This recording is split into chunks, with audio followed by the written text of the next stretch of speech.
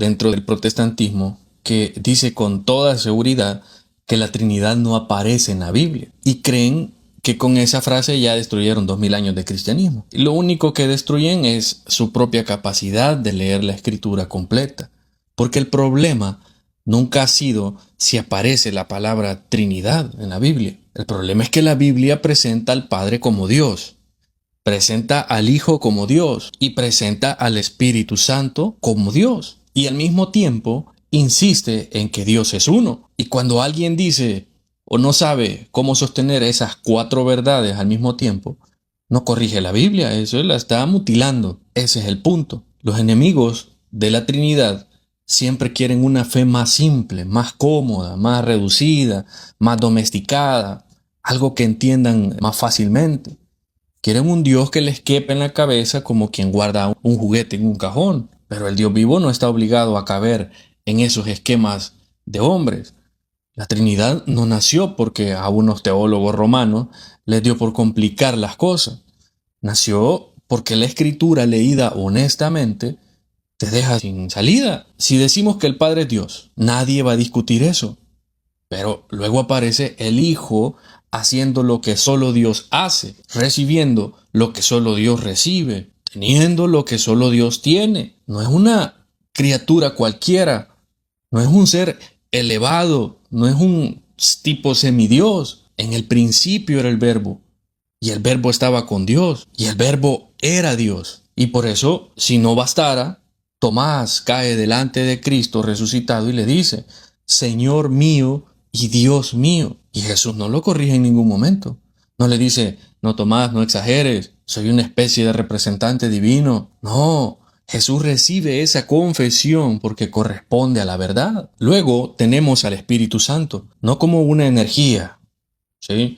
No como una fuerza impersonal, ni como electricidad celestial. El Espíritu habla, el Espíritu envía, ¿sí? Guía, enseña, incluso hasta puede ser entristecido. Y en Hechos, mentirle al Espíritu Santo es mentirle a Dios. O sea, otra vez la Escritura no te deja respirar tranquilo dentro del unitarismo barato. Te obliga a reconocer algo más alto, más profundo y más serio. Entonces, si el Padre es Dios, si el Hijo es Dios, si el Espíritu Santo es Dios, y sin embargo no hay 3 dioses, sino un solo Dios, ¿qué hacemos con eso? ¿Qué hacen los unitarios con eso? Y es ahí donde ellos empiezan un circo. Unos rebajan al Hijo y dicen que fue creado. Otros borran la diferencia que hay entre el Padre, el Hijo y el Espíritu Santo y dicen que solo son máscaras. Otros convierten al Espíritu en una fuerza omnipotente. Otros inventan jerarquías absurdas dentro de la divinidad. Todos prometen simplificar la fe, pero lo que hacen es romper la revelación. Bien, y aquí entra la Iglesia, no para inventar la Trinidad, sino para defenderla. En el Concilio de Nicea no se creó la divinidad de Cristo. Sí, Nicea cerró el paso a los que estaban destruyendo lo que la Iglesia ya creía al leer la Biblia. Porque el problema no era falta de escritura. El problema era mala lectura, mala interpretación, orgullo con tijeras doctrinales. Sí, exactamente lo mismo que pasa hoy con los protestantes. Cuando alguien niega la Trinidad, no está siendo más bíblico, está haciendo lo mismo que los viejos herejes que hacían tomar una parte del texto y aplastar el resto para que su sistema pueda sobrevivir. Porque vienen y salen con los trucos de, pero la palabra Trinidad no está en la Biblia. Tampoco la palabra encarnación aparece así con una gran etiqueta por todos lados. Y sin embargo la verdad está ahí. Tampoco los enemigos de la Trinidad quieren ser coherentes con ese criterio. Porque usan palabras como omnisciencia o monoteísmo, incluso no aparezcan del mismo modo técnico en cada página. O sea, no buscan honestidad, buscan un pretexto. Entonces, la Trinidad no es una contradicción, es un misterio ciertamente. Y misterio no significa absurdo o que no exista. Significa que Dios es mayor que ustedes y que nosotros. Significa que la realidad divina no se dobla para complacer la pobreza mental del hombre. Un solo Dios en 3 personas diferentes. No es un colapso de la razón. Es el límite de nuestra razón, ¿sí? Que tiene que inclinarse ante lo revelado. Bien, y aquí está la herida real. Si niegan la Trinidad, terminan destruyendo el cristianismo desde adentro. Porque si Cristo no es verdadero Dios, su redención ya no tiene el mismo paso infinito. Y si el Espíritu Santo no es verdadero Dios, la vida divina ya no se comunica como la Biblia enseña. Y si el Padre tampoco, y el Hijo y el Espíritu son distintas formas temporales de un mismo autor o actor, entonces el Evangelio entero se vuelve teatro. El bautismo en el nombre del Padre y del Hijo y del Espíritu Santo deja de tener sentido real. La oración de Cristo al Padre se vuelve una ficción, una comedia. La revelación se convierte en un disfraz, en una máscara. No, la Trinidad no complica el cristianismo. La Trinidad lo sostiene. Y sin la Trinidad ya no tienen la fe apostólica. Tienen otra cosa, otro invento de hombre. Algo más pequeño, más cómodo, más fabricado, más humano, pero no la fe de la iglesia. La iglesia no recibe del mundo como debe entender a Dios. Eso es al revés. Dios tiene que juzgar al mundo, no el mundo a Dios. Y si la Escritura revela al Padre y al Hijo y al Espíritu Santo en unidad divina, entonces el hombre no tiene permiso para rebajar el misterio hasta que le parezca manejable. No estamos aquí para corregir a Dios.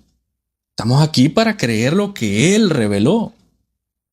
Hay un sector dentro del protestantismo que dice con toda seguridad que la Trinidad no aparece en la Biblia. Y creen que con esa frase ya destruyeron 2000 años de cristianismo. Y lo único que destruyen es su propia capacidad de leer la Escritura completa. Porque el problema nunca ha sido si aparece la palabra Trinidad en la Biblia. El problema es que la Biblia presenta al Padre como Dios, presenta al Hijo como Dios y presenta al Espíritu Santo como Dios. Y al mismo tiempo insiste en que Dios es uno. Y cuando alguien dice o no sabe cómo sostener esas 4 verdades al mismo tiempo, no corrige la Biblia, eso la está mutilando. Ese es el punto. Los enemigos de la Trinidad siempre quieren una fe más simple, más cómoda, más reducida, más domesticada, algo que entiendan más fácilmente. Quieren un Dios que les quepa en la cabeza como quien guarda un juguete en un cajón. Pero el Dios vivo no está obligado a caber en esos esquemas de hombres. La Trinidad no nació porque a unos teólogos romanos les dio por complicar las cosas. Nació porque la Escritura leída honestamente te deja sin salida. Si decimos que el Padre es Dios, nadie va a discutir eso. Pero luego aparece el Hijo haciendo lo que solo Dios hace, recibiendo lo que solo Dios recibe, teniendo lo que solo Dios tiene. No es una criatura cualquiera, no es un ser elevado, no es un tipo semidios. En el principio era el Verbo, y el Verbo estaba con Dios, y el Verbo era Dios. Y por eso, si no bastara, Tomás cae delante de Cristo resucitado y le dice: Señor mío y Dios mío. Y Jesús no lo corrige en ningún momento. No le dice: no, Tomás, no exageres, soy una especie de representante divino. No, Jesús recibe esa confesión porque corresponde a la verdad. Luego tenemos al Espíritu Santo, no como una energía, ¿sí? No como una fuerza impersonal, ni como electricidad celestial. El Espíritu habla, el Espíritu envía, ¿sí? Guía, enseña, incluso hasta puede ser entristecido. Y en Hechos, mentirle al Espíritu Santo es mentirle a Dios. O sea, otra vez la Escritura no te deja respirar tranquilo dentro del unitarismo barato. Te obliga a reconocer algo más alto, más profundo y más serio. Entonces, si el Padre es Dios, si el Hijo es Dios, si el Espíritu Santo es Dios, y sin embargo no hay 3 dioses, sino un solo Dios, ¿qué hacemos con eso? ¿Qué hacen los unitarios con eso? Y es ahí donde ellos empiezan un circo. Unos rebajan al Hijo y dicen que fue creado. Otros borran la diferencia que hay entre el Padre, el Hijo y el Espíritu Santo y dicen que solo son máscaras. Otros convierten al Espíritu en una fuerza omnipotente. Otros inventan jerarquías absurdas dentro de la divinidad. Todos prometen simplificar la fe, pero lo que hacen es romper la revelación. Bien, y aquí entra la iglesia. no para inventar la Trinidad, sino para defenderla. En el Concilio de Nicea no se creó la divinidad de Cristo. Sí, Nicea cerró el paso a los que estaban destruyendo lo que la Iglesia ya creía al leer la Biblia. Porque el problema no era falta de escritura, el problema era mala lectura, mala interpretación, orgullo con tijeras doctrinales. Sí, exactamente lo mismo que pasa hoy con los protestantes. Cuando alguien niega la Trinidad, no está siendo más bíblico, está haciendo lo mismo que los viejos herejes que hacían tomar una parte del texto y aplastar el resto para que su sistema pueda sobrevivir. Porque vienen y salen con los trucos de, pero la palabra Trinidad no está en la Biblia. Tampoco la palabra encarnación aparece así con una gran etiqueta por todos lados. Y sin embargo, la verdad está ahí. Tampoco los enemigos de la Trinidad quieren ser coherentes con ese criterio, porque usan palabras como omnisciencia o monoteísmo, incluso no aparezcan del mismo modo técnico en cada página. O sea, no buscan honestidad, buscan un pretexto. Entonces, la Trinidad no es una contradicción, es un misterio ciertamente. Y misterio no significa absurdo o que no exista.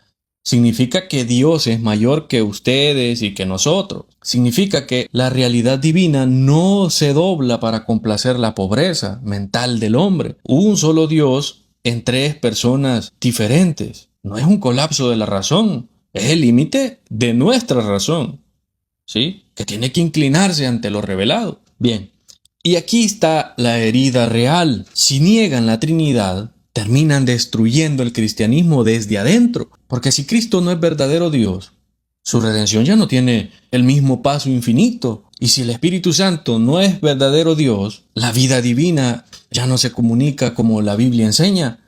Y si el Padre tampoco, y el Hijo y el Espíritu son distintas formas temporales de un mismo autor o actor, entonces el Evangelio entero se vuelve teatro. El bautismo en el nombre del Padre y del Hijo y del Espíritu Santo deja de tener sentido real. La oración de Cristo al Padre se vuelve una ficción, una comedia. La revelación se convierte en un disfraz, en una máscara. No, la Trinidad no complica el cristianismo. La Trinidad lo sostiene. Y sin la Trinidad ya no tienen la fe apostólica. Tienen otra cosa, otro invento de hombre, algo más pequeño, más cómodo, más fabricado, más humano, pero no la fe de la iglesia. La iglesia no recibe del mundo como debe entender a Dios. Eso es al revés. Dios tiene que juzgar al mundo, no el mundo a Dios. Y si la Escritura revela al Padre y al Hijo y al Espíritu Santo en unidad divina, entonces el hombre no tiene permiso para rebajar el misterio hasta que le parezca manejable. No estamos aquí para corregir a Dios. Estamos aquí para creer lo que Él reveló. Hay un